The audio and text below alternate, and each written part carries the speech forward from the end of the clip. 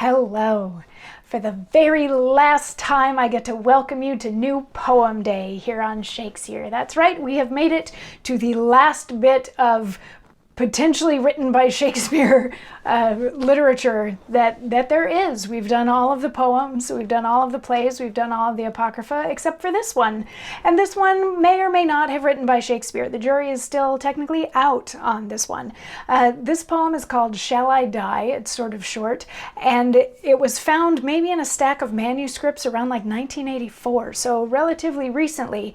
And of course, when they find it, they go through this whole process of trying to authenticate it and then trying to verify who actually wrote it. So they look at like word usage and sentence structure and thematic stuff. And while some of it might tie in with some of Shakespeare's works, the general consensus at the moment anyway is that this was written probably after his death, so therefore likely by somebody else. The big piece of evidence saying that maybe it was written by him is that it was in this other stack of papers that were written by him. But, you know, over the course of 400 years, things can get shuffled around a little bit. So, but for whatever that is worth, this may or may not be a Shakespearean poem, and it is called Shall I Die?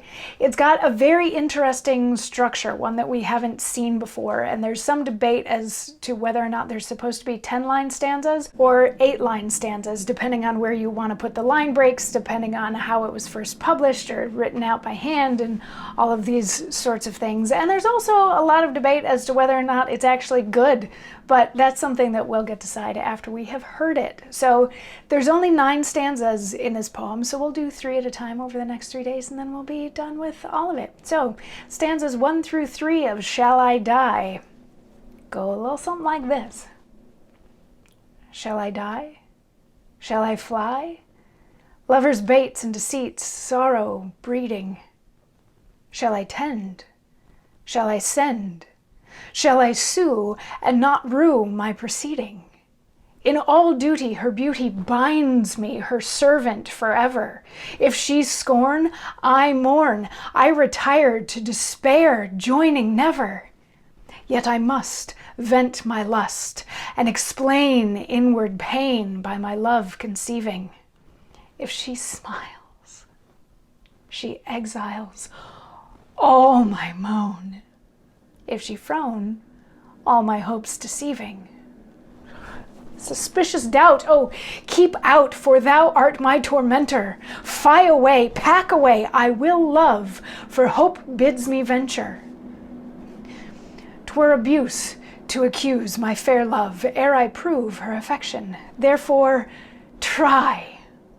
Her reply gives me joy, or annoy, or affliction. Yet, howe'er, I will bear her pleasure with patience, for beauty sure will not seem to blot her deserts, wronging him doth her duty. So we're getting a flavor of potentially unrequited love going on here. This is the narrator of this poem is very obviously in love with a woman, but can't decide necessarily if that's a good thing or a bad thing. It starts out with like, should I leave because love is making me miserable, or should I stay because she's so beautiful and I am bound to her? And you know, if she smiles at me, it's glorious and wonderful, and if she frowns at me, then I'm in the depths of despair. But I have to talk about this. I have to get this out and you know, explore what this possibly is or what this possibly could be. And then it gets into, you know, I need to try to prove if it's worth loving her or not. Like, is this and or if I should like blame her for me loving her. And I love the line that says that her reply gives me joy or annoy or affliction. So it's like she's giving the narrator mixed signals of some sort, which is sort of what I'm taking out of that.